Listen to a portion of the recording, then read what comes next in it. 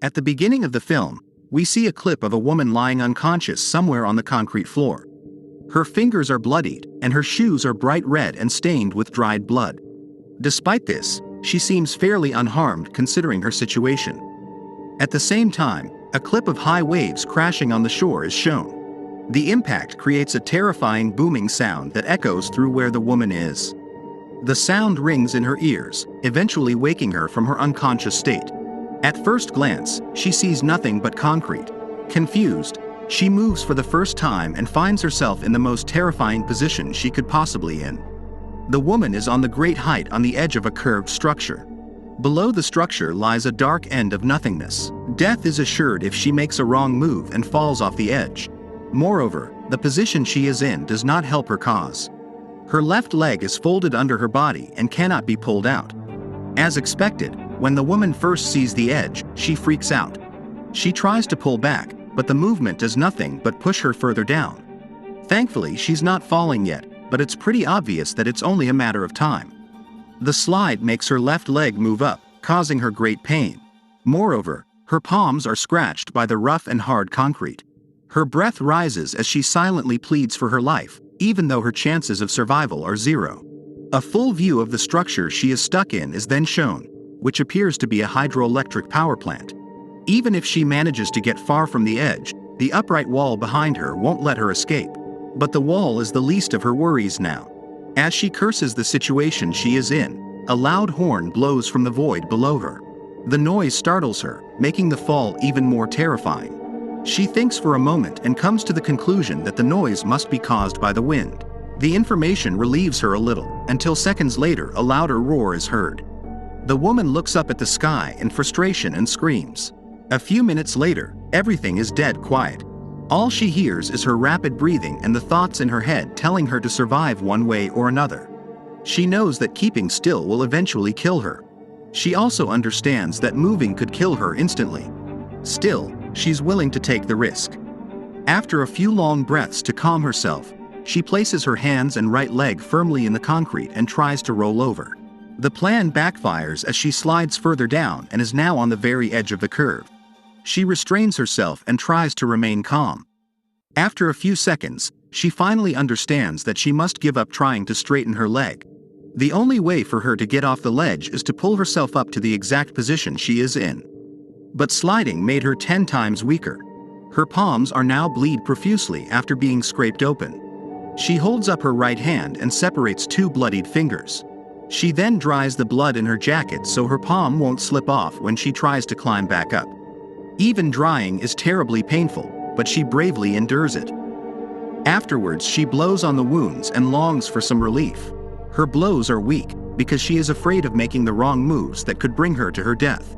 After a long thought about the next step, she finally puts her good leg up. Her bloody palms press down the concrete curve as she raises her body in a painful arc of motion. Luckily for her, the plan works this time and she advances a few centimeters. The woman is relieved and continues to breathe longer to calm herself. Her palms are almost numb from the pain now. Still, she sets them up one by one and blows on them. She doesn't think much before taking a similar step again and climbing further up. Eventually, the woman begins to hallucinate.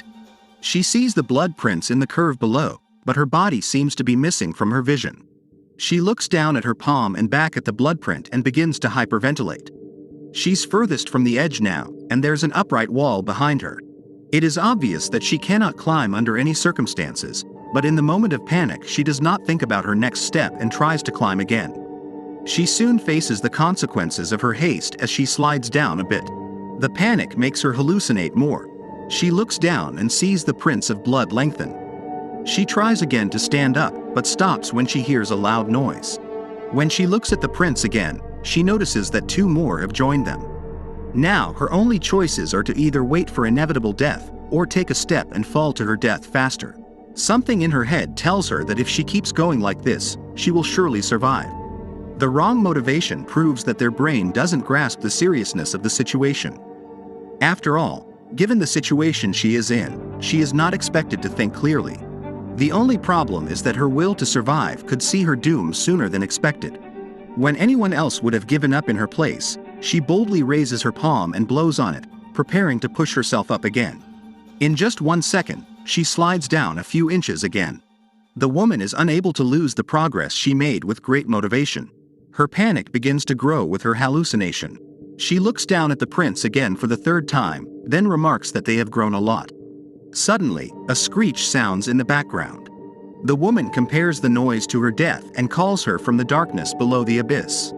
Now her palms are destroyed and she has hardly any skin left to scrape off. The sky roars at her agony and mocks her, but the woman doesn't seem to care. It soon begins to rain heavily, which aggravates their problems. She's not sure if the odds are against her or helping her. The rain could end their pain by killing her sooner, or it could hurt her even more by destroying her hope of survival. Either way, she enjoys the drops hitting her face for the first few seconds.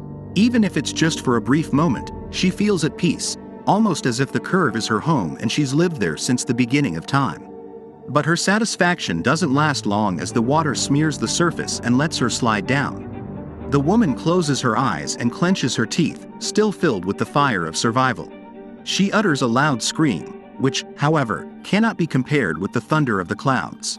Then, it occurs to her that she's wearing a necklace that might help her hold the curve longer. She violently grabs it around her wrist and pulls it from her neck. We see how her hand slowly slides down despite the chain on. It's unclear if she survived the incident, but given the situation she ended up in, it's easy to imagine the conclusion. So, that's the end of our movie. If you've come this far, make sure to give a thumbs up and subscribe my channel. See you later.